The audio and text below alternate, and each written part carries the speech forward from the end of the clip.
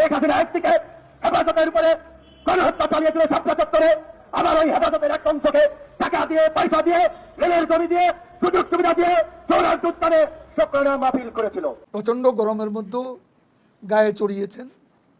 ওই ছালটা ভারতীয় পণ্য বয়কটের প্রতীক হিসাবে রাস্তায় ছুঁয়ে ফেলে আগুন দেওয়া হচ্ছে। তো বিএনপির রাজনীতিটি এখন এলোমেলো। বেশি কথা বললে সব রেকর্ড ফাঁস করে দেব, পররাষ্ট্রমন্ত্রী। বাংলাদেশে ভারত বয়কট আন্দোলন ক্রমশই বিস্তার লাভ করছে। বেশি কথা বললে সব রেকর্ড ফাঁস করে দেব, পররাষ্ট্রমন্ত্রীর একটি বক্তব্য নিয়ে সোশ্যাল মিডিয়ায় তোলপাড় সৃষ্টি হয়েছে। কি বেশি কথা বললে কি সব কিছু ফাঁস করে দিবে? প্রিয় দর্শক, ভিডিওটি সম্পূর্ণ দেখলে হয়তো বুঝতে পারবেন। আজকে বেশি নয়, মাত্র 4টি ভিডিও নিয়ে আপনাদের সম্মুখে হাজির হয়েছি। বিএনপির সিনিয়র যুগ্ম মহাসচিব রুহুল কবির রিজভী ভারতের পণ্য বয়কটের ডাক দিয়ে তার গায়ের শাল চাদর পড়িয়েছে বা পায়ের তলে ধূলিসাৎ করেছে। এ ব্যাপারটি নিয়ে অবশেষে ওবায়দুল কাদের সাহেব মুখ খুলেছে যে বিএনপির রাজনীতির দলটা এলোমেলো হয়ে গেছে। এবং কি প্রিয় দর্শক শ্রোতা, ভারতের পণ্য বয়কটের বিষয়টি নিয়ে বিস্তারিত আলোচনা করেছেন গোলাম মাওলা রনি। এবং প্রিয় দর্শক শ্রোতা, হেফাজত ইসলামের নেতাকর্মীদেরকে গ্রেপ্তার এই বিষয়টি নিয়ে বিস্তারিত আলোচনা করেছেন ভিভি নুরুল হক নূর। মূলত 4টি ভিডিও নিয়ে আপনাদের সম্মুখে হাজির হয়েছি। তো চলুন আর কথা না বাড়াই, এক এক করে ভিডিওগুলো দেখিয়ে নিয়ে আসি। সর্বপ্রথম চলুন ভিভি নুরুল হক নূরের বক্তব্যটি শুনে আসি। শেখ হাসিনা একদিকে হেফাজতের উপরে গণহত্যা চালিয়েছিল ৭৭, আবার ওই হেফাজতের এক অংশকে টাকা দিয়ে পয়সা দিয়ে রেলের জমি দিয়ে সুযোগ সুবিধা দিয়ে চৌরার উত্তানে শুকরানা মাহফিল করেছিল। মনে আছে তো? আছে। আলেম ওলামাদের প্রতি দরদ দেখায় আপনার মদিনা শহর অনুযায়ী দেশ চলবে কথা বলেন। আলেম ওলামাদেরকে বেইজ্জতি করে লাঞ্ছিত করে কিভাবে তাদেরকে জেলে নিয়েছে, গ্রেপ্তার করেছে, পিটিয়েছে আপনারা দেখেছেন। আপনারা এই জেলের কথা বলেন, বর্বরতার ফিলিস্তিনের অসহায়ত্বের কথা বলেন। এই বাংলাদেশের মুসলমানরা অসহায়। বাইতুল মুকাররমে নামাজ পড়তে গেলে চতুর্দিকে পুলিশ কামান ট্যাঙ্ক দিয়ে যখন ঘিরে রাখে, সেই মোদী বিরোধী আন্দোলনে এই অগ্নিধারা মার্চ আসছে 2021 সালে গুজরাটের কথাই নরেন্দ্র মোদীর আগমনকে কেন্দ্র করে দল মত ধর্মবর্ণ নির্বিশেষে এই দেশের মানুষ প্রতিবাদ করেছিল। সেই প্রতিবাদে বাইতুল মুকাররমকে কিভাবে নারায়ণগঞ্জ, রূপগঞ্জ, ব্রাহ্মণবাড়িয়া, মানিকগঞ্জ, ঢাকার বাইরে থেকে আওয়ামী সন্ত্রাসীরা এসে বাইতুল মুকাররমে তাণ্ডব চালিয়েছিল। 2006 সালের 28 অক্টোবর কোরআন শরীফ পড়িয়ে উল্লাস করেছিল, জামাতের উপরে গায়ে চাপিয়েছিল, লাশের উপরে নৃত্য করেছিল। সেই তাণ্ডব আপনারা ভুলে গেছেন। দ্বিতীয়ত শেখ হাসিনা করছে, আওয়ামী লীগ করছে। আবার তারা ফিলিস্তিনের প্রতি দরদ দেখায়। আজকের এই বাংলাদেশের আওয়ামী লীগ আজকে ওই ইসরায়েলি লিকুদ পার্টি নেতানিয়াহু কিংবা ভারতের নরেন্দ্র মোদীর হিন্দুত্ববাদী সন্ত্রাসীদের মতো রাজনৈতিক দলের মতো বাংলাদেশের মানুষের সাথে ধোঁকাবাজি করছে, প্রচারণা করছে। কাজে সব জায়গায় ধর্মীয় ব্যাখ্যা বিশ্লেষণের দরকার নাই। ইউক্রেনে যুদ্ধ হচ্ছে, ইউক্রেন নিয়ে সমগ্র পশ্চিমা বিশ্ব তোলপাড়। তাদের হৃদয়ে জ্বলে, কিন্তু এই নিরীহ নির্যাতিত ফিলিস্তিনিদের বাড়ি, ঘর, হাসপাতাল কিভাবে মিশিয়ে দিচ্ছে, রাস্তায় ধুলোয় পরিণত করে দিচ্ছে। তাদের হৃদয়ে কাঁদে না, বরং তারা এই জেলের পক্ষে অবস্থান নেয়। এটা তাদের ভণ্ডামি, ধোঁকাবাজি, প্রতারণা। সেই ধোঁকাবাজি, ভণ্ডামি, প্রতারণা করছে বাংলাদেশের শাসক গোষ্ঠী। গণমাধ্যম আজকে কিভাবে নিয়ন্ত্রিত হচ্ছে, এটা সিস্টেম। এই যে আজকে গণমাধ্যম আপনাকে যা দেখাচ্ছে সেটা আপনাকে দেখবেন, যেটা ইগনোর করছে সেটা আপনি দেখতে পাচ্ছেন না। তবে তারপর আমাদের বিকল্প একটা ব্যবস্থা হচ্ছে সোশ্যাল মিডিয়া প্ল্যাটফর্ম। এবং দেখবেন অনেক মেইনস্ট্রিম মিডিয়ার পেজে মিলিয়ন মিলিয়ন ফলোয়ার, কিন্তু কন্টেন্ট তেমন রিচ হচ্ছে না। বিকজ অনেক ক্ষেত্রেই তারা সঠিক কন্টেন্ট গুলো দিচ্ছে না, সঠিক বক্তব্য প্রচার করছে না। টকশোতে আমি যাই না এখন, প্রায় ওইভাবে রেগুলার যাওয়া হয় না। আর যখন যেতাম তখন অনেক হাউসগুলোতে বলে, ভাই আপনি একটু রয়েছে সেটা বলেন। মানে বঙ্গবন্ধু, শেখ হাসিনা এখন 3 নম্বরে নিয়েছে, সৌদি মধ্যে তিনি বেশি কিছু বললেন না।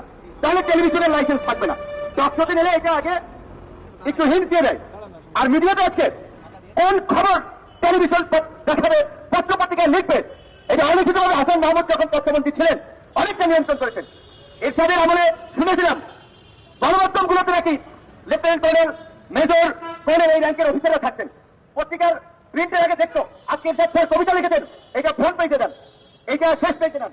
এইভাবে নাকি তারা খবরও নিয়ন্ত্রণ করতো।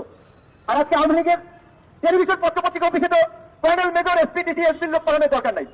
ম্যাক্সিমাম হাউসগুলোই তো আওয়ামী লীগের এমপি মন্ত্রীদের মালিকানাধীন। কাজে আজকে আমরা সঠিক সংবাদও আজকে খেতে পাচ্ছি না। সোশ্যাল মিডিয়াতে কথা বলবেন, ফেসবুকের সাথে নির্বাচনের আগে নির্বাচন কমিশন, আইন শৃঙ্খলা বাহিনী দফায় দফায় মিটিং করে বিভিন্ন ধরনের কিভাবে অ্যাক্সেস করা যায়, নিয়ন্ত্রণ করা যায়, সরকার বিরোধী বক্তব্য, কন্টেন্ট, সেটাও তারা নিয়ন্ত্রণ করছে। আজকে আমরা ইসরায়েলের বর্বরতার বিরুদ্ধে এখানে দাঁড়িয়ে প্রতিবাদ করছি। নিরীহ মুসলিম, নির্যাতিত, নিষ্পেষিত, বিশ্বের বুকে সবচেয়ে নিপীড়িত জনগোষ্ঠী ফিলিস্তিন, তাদের পক্ষে আমরা দাঁড়িয়ে কথা বলছি। এই আন্তর্জাতিক কয়েকটা মিডিয়াতে এখানে একটা জোরালো প্রতিবাদের বক্তব্য হয়।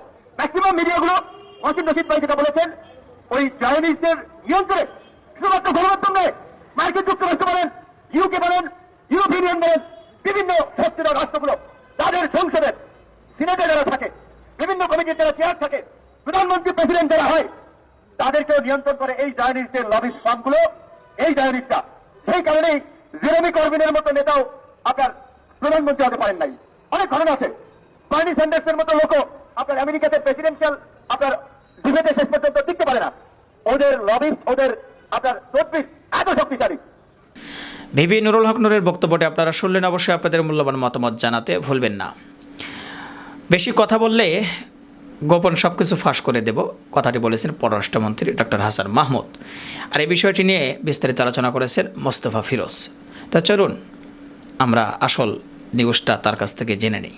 বেশি কথা বললে সব রেকর্ড ফাঁস করে দেব, পররাষ্ট্রমন্ত্রী বিএনপি নেতাদেরকে হুঁশিয়ার করে তিনি এই কথা বলেছেন।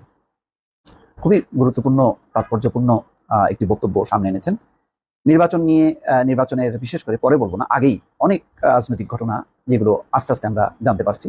যেমন সাম্প্রতিক সময় যে সেই বিএনএম এর গঠনের যে ইতিহাস রহস্য, সেগুলো দেখা গেল যে যেখানে মেজর হাফিজ যের মতন প্রবীণ নেতা যুক্ত, বিএনপির আরও কেউ যুক্ত, আর গুরুত্বপূর্ণ যার নামটা আসলো সেটা হচ্ছে সাকিব আল হাসান, যিনি এখন আওয়ামী লীগের এমপি, যিনি বাংলাদেশ দলের অধিনায়ক ছিলেন, বিশ্বখ্যাত তারকা বলা যায়। তিনিও কো চেয়ারম্যান, আর চেয়ারম্যান হাফিজউদ্দিন আহমেদ বীর বিক্রম। এটি পররাষ্ট্রমন্ত্রী ফাঁস করেননি, এটা স্বয়ংক্রিয়ভাবে কিভাবে যেন ফাঁস হয়ে গেছে। তো পররাষ্ট্রমন্ত্রীর কাছে নিশ্চয়ই আরও অনেক তথ্য আছে। তিনি যদি বলেন আসলে ভালো হয়, তাহলে এটা কনফিউশন তৈরি হবে। কনফিউশন তৈরি হবে এই কারণে যে এখন তো সন্দেহের তালিকায় শুধু বিএনপি না, আওয়ামী লীগও আছে। আওয়ামী লীগ যে এই যে কিংস পার্টিগুলো তাহলে কেন তৈরি করা হয়েছিল? বিএনপিকে ভাঙার জন্য। বিএনপিকে ভাঙার জন্য যখন কি কিংস পার্টি গঠন করা হয় এবং সেটা যখন নির্বাচন কমিশন অনুমোদন দেয়, তাহলে বোঝা যায় পুরো কমিশন, প্রশাসন সবাই মিলে একটা জমজমাট একটা ষড়যন্ত্র, একটা রাজনীতি ছিল, যে রাজনীতির উদ্দেশ্য ছিল নির্বাচনে বিএনপিকে বাদ দেওয়া অথবা বিএনপিকে পরাস্ত করা। তাহলে যদি তিনি বিএনপিকে উদ্দেশ্য করে বলেন, তাহলে অবশ্যই সামনে আসা উচিত। কেননা আমরা তো একটা শুদ্ধ রাজনীতি, আওয়ামী লীগ কি বিএনপি কি এটা আমাদের দেখার বিষয় না। আওয়ামী লীগের যদি আরও, বিএনপিতে যদি আরও এরকম রাঘব বোয়াল টাইপের নেতারা যারা আওয়ামী লীগের সঙ্গে নির্বাচনী কথাবার্তা বলেছেন, সেগুলি যদি সামনে আসে, সেগুলি তো ভালো। আমার মনে হয় সেক্ষেত্রে পররাষ্ট্রমন্ত্রী হাসান মাহমুদ একটা অবদান রাখতে পারেন রাজনীতিকে শুদ্ধ করার ক্ষেত্রে। তবে তিনি নিশ্চয়ই তার দলের কথাটা বলবে না, ঠিক আছে, সেই আওয়ামী লীগের কথাটা বলা তো তার পক্ষে সম্ভব না, তিনি বিএনপির কথাটাই বলুক।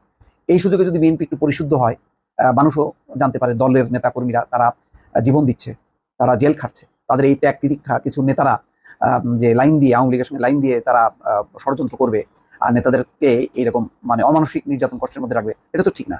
বরং বিএনপির সাধারণ নেতাকর্মীদের দুঃখ কষ্টের কথা চিন্তা করে সেরকম যদি কোনো তথ্য থাকে সামনে আনা উচিত। এবং আমরা যারা, আমি অন্তত বলছি যে গণমাধ্যম কর্মী হিসাবে আমার কোনো দল নেই, যেটাই সত্য মনে হবে, যেটা মনে করি যে প্রকাশ করার উচিত দেশের জন্য, দলের জন্য, কোনো দলের দিকে আমার তাকানোর দরকার নেই, সেটা আমি নির্দ্বিধায় আমি সামনে নিয়ে আসবো। তবে আমি একটা কথা বলি, যেমন ওই ছবিগুলো কিন্তু আমার স্টকে ছিল, আরও 10-12 দিন আগেই পেয়েছিলাম সমকালে প্রকাশের আগে, কিন্তু আমি প্রকাশ করিনি এই কারণে যে আমি সাধারণত সংবাদগুলো আপনাদের সামনে আনি এবং সেই সাথে কিছুটা বিশ্লেষণ আনি, কিন্তু সেটা হচ্ছে একেবারে খুবই নির্ভরযোগ্য কোনো পত্রিকায় প্রকাশের পর আমি নিজের দায়িত্বে আমি প্রকাশ করি না এই কারণে যে আমি তো একাই ব্যক্তিগত, আমার তো কোনো প্রতিষ্ঠান নেই, সাংগঠনিক কাঠামো নেই যে আমি কোনো তথ্য পেলে সেটা যাচাই বাছাই করবো, আমার রিপোর্টারদেরকে বলবো। যেহেতু আমি সেকেন্ড হ্যান্ডে এখন কাজ করছি, তো সুতরাং আমার মনে হয় যে প্রকাশিত সংবাদ তার বিশ্লেষণ করাটাই উচিত। তারপরও যদি তেমন খুবই তথ্যভিত্তিক কোনো তথ্য যদি পাওয়া যায়, অবশ্যই সেটা প্রকাশ করতে দ্বিধা করবো না। সেক্ষেত্রে আমাকে ঝুঁকি নিতে হয়, নিব। যদি মনে হয় যে না এটা প্রকাশ করা উচিত, প্রকাশ করবো। কিন্তু এই যে কিছুটা কথা তিনি বলছেন কি, নির্বাচনের আগে যারা সরকারের সঙ্গে লাইন দিয়েছিল কিন্তু হিসাবে মিলে নাই, এখন তারা মিডিয়ার সামনে এসে নানান কথা বলা শুরু করেছে। বেশি কথা বললে আপনাদের অনেক কিছু রেকর্ড করা আছে, সব ফাঁস করে দেব। সরকারের সঙ্গে কতজন লাইন দিয়েছিল সেই তালিকাও আমাদের কাছে আছে। অবশ্যই গুড, আমি মনে করি যে এটা পররাষ্ট্রমন্ত্রীর এটা সাধুবাদ জানানো উচিত এবং বিএনপিরই মানে এই চ্যালেঞ্জটা নেওয়া উচিত, বিএনপি নিজেদের স্বার্থে। কারণ দলটা, আমার যেটা মনে হয় যে বিএনপি তার আন্দোলন সংগ্রাম করতে করতে এমন একটা পর্যায়ে এসছে যে এই দলের যদি আরো 8-10 জন নেতা বের হয়ে যায়, তাতে বিএনপির কোনো ক্ষতি হবে না। বিএনপির কোনো মানে কর্মী, সাধারণ কর্মীরা তারা এই দল ছেড়ে কোথাও যাবে না, এটা বোঝা হয়ে গেছে। যদি যেত তাহলে অনেক আগেই যেত। সুতরাং প্রিয় দর্শক শ্রোতা, নিউজটি শুনলেন এবং আশা করি আপনারা বুঝতে পেরেছেন। তো মাঝখানে একটি কথা বলছি, যেটি হলো সারা এখন পর্যন্ত আমাদের এই চ্যানেলটি সাবস্ক্রাইব করেননি, প্রতিনিয়ত এই ধরনের সকল প্রকার নিত্য নতুন আপডেটগুলো পেতে চ্যানেলটি সাবস্ক্রাইব করে দিবেন, আর যারা করেছেন তাদেরকে ধন্যবাদ। চলুন আমরা তৃতীয় নম্বর ভিডিও ফুটেজ আপনাদের সাথে শেয়ার করে নিয়ে আসি। ওবায়দুল কাদের সাহেবের বক্তব্যটি অবশ্যই শোনাবো শেষে। তার আগে চলুন গোলাম মোল্লা রনি সাহেবের ভারতের পণ্য বয়কটের বিষয়টি নিয়ে তিনি কী বলতেছে, যে ভারতের পণ্য বয়কট ধীরে ধীরে আরও তুখর হয়ে উঠছে বা বেড়েই চলছে। চলুন তার মুখ থেকে শুনে আসি। বাংলাদেশে ভারত বয়কট আন্দোলন ক্রমশই বিস্তার লাভ করছে এবং এটি প্রথম দিকে মানুষের তুচ্ছ এবং তাচ্ছিল্যের বিষয় ছিল, এবং বিশেষ করে আওয়ামী লীগের যারা লোকজন বা আওয়ামীপন্থী যারা বুর্জোয়া দালাল রয়েছেন, আওয়ামীপন্থী সাংবাদিক রয়েছেন, আওয়ামীপন্থী যারা তথাকথিত বুদ্ধিজীবী রয়েছেন, তারা এই ভারত বিরোধী আন্দোলন, ভারতীয় পণ্য বয়কট কিংবা ভারত হটাও আন্দোলন, হোয়াট এভার মেবি, যেটি আমাদের যারা ইন্টারনেট ভিত্তিক বিভিন্ন ব্লগার রয়েছেন, যারা অ্যাক্টিভিস্ট রয়েছেন, তারা যে আন্দোলনের ডাকটা দিয়েছেন, এটিকে নিয়ে তুচ্ছ এবং তাচ্ছিল্য তারা করেছিল। কিন্তু বাস্তবতা হলো যে এটি এখন কেবল বাংলার সীমানার মধ্যে নেই, এটি এখন বিশ্বের অন্যান্য প্রান্তে ছড়িয়ে পড়েছে। যেখানে বাঙালি আছে তারা প্রাণান্ত চেষ্টা করছে ভারতীয় পণ্য বয়কট করার জন্য। এবং এখন পর্যন্ত বাংলাদেশের অভ্যন্তরে যে ঘটনাগুলো ঘটছে, জনপ্রিয় যে সকল ভারতীয় ব্র্যান্ড গরিব মানুষ সাধারণত যেগুলো ব্যবহার করেন, তো সেই গরিব মানুষেরা ভারতীয় সে সকল পণ্য বয়কট করার চেষ্টা করছে। ভারত নামটা শোনার সঙ্গে সঙ্গে মানুষ ভেংসি কাটছে, এবং অনেক দোকানদার, বাংলাদেশের অনেক দোকানদার, বিভিন্ন মার্কেটের দোকানদার, তারা ভারতীয় পণ্য সামনে সাজিয়ে রাখার ক্ষেত্রে তারা নিরাপত্তা বোধ করছেন না, স্বাচ্ছন্দ্য বোধ করছেন না, কিংবা অনেকে উৎসাহী হচ্ছে না, হোয়াট এভার মেবি। এবং তারা মনে হচ্ছে যে কোনো একটা দোকানদার যদি ভারতীয় পণ্যগুলো আগে যেভাবে থরে থরে সাজিয়ে রাখতো, সেই পণ্যগুলো যদি এখন তারা সাজিয়ে রাখে, তাদের কাছে মনে হবে যে তারা হয়তো ভারতের দালাল, কিংবা যারা ভারত বিরোধী লোকজন রয়েছেন তারা তাদের লক্ষ্যবস্তুতে পরিণত হবে, অথবা আরও যা কিছু হোক না কেন। তাহলে এভাবে যে একটি জনমত তৈরি হয়ে গিয়েছে, সেই জনমতের সঙ্গে সঙ্গে কিন্তু দেশের যে প্রচলিত রাজনৈতিক দলগুলো, তারা এগুলোর সঙ্গে ক্রমশ একাত্মতা ঘোষণা করছে। এর বাইরে যেটি হচ্ছে, ভারতের সমর্থক হিসেবে একমাত্র দল বাংলাদেশে যেটি রয়েছে আওয়ামী লীগ, সেই আওয়ামী লীগেরও বিশাল শ্রেণীর যারা নীরব দর্শক রয়েছেন, কর্মী রয়েছেন, সমর্থক রয়েছেন, এবং যারা বিগত ডামি নির্বাচনে মারাত্মকভাবে ক্ষতিগ্রস্ত হয়েছেন, লাঞ্ছিত হয়েছেন, অপমানিত হয়েছেন, এখনও প্রান্তিক অঞ্চলে বা তৃণমূলে তাদের ক্ষমতা রয়েছে।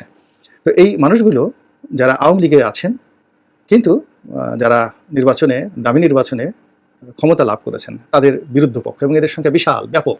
এর কারণ হলো এবার সারা বাংলাদেশেই 3 ভাগে বিভক্ত হয়ে পড়েছিল আওয়ামী লীগ।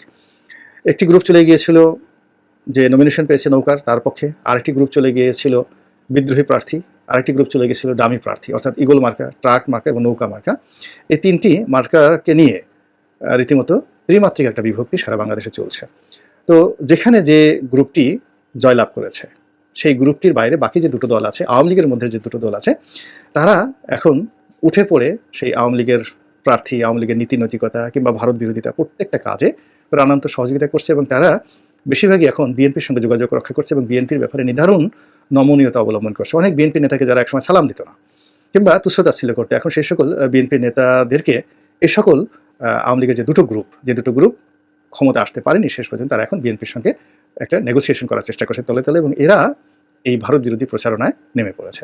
এবং এটি আওয়ামী লীগের যারা কেন্দ্রীয় পর্যায়ের যারা লোকজন রয়েছেন, বড় বড় কথাবার্তা বলেন, যেহেতু তারা আসলে গ্রামে যান না, নির্দিষ্ট একটা জায়গায় থাকেন, এবং সবসময় সেনাবাহিনী, পুলিশ বাহিনী, তারপর বিভিন্ন এজেন্সির লোকজন, গোয়েন্দা সংস্থার লোকজন, তারা সারাক্ষণ তাদেরকে সার সব ঠিক হয়, কোনো চিন্তা নেই, কই বাত নেই, এই সকল কথাবার্তা তাদেরকে বলে ছেলে ভুলানো গল্প দিয়ে তাদেরকে এমনভাবে মুগ্ধ করে রেখেছে, তারা মনে হচ্ছে যে এই পৃথিবীতে নেপোলিয়ন বোনাপার্টের মতো তারা ক্ষমতাধর, তাদের মনে হচ্ছে জুলিয়াস সিজারের মতো তারা শক্তিধর, তাদের মনে হচ্ছে তারা যেটাকে সম্রাট জুলকারনাইন, 2 শিংওয়ালা সম্রাট হিসেবে, যার কথা পবিত্র কোরআনে বলা হয়েছে, পবিত্র বাইবেলে বলা হয়েছে, পবিত্র তাওরাতে বলা হয়েছে, অর্থাৎ ওল্ড টেস্টামেন্ট, নিউ টেস্টামেন্ট এবং পবিত্র কোরআনে যে সম্রাটের কথা বলা হয়েছে, সেই মহানুভব সম্রাটের নাম সাইরাস দ্য গ্রেট।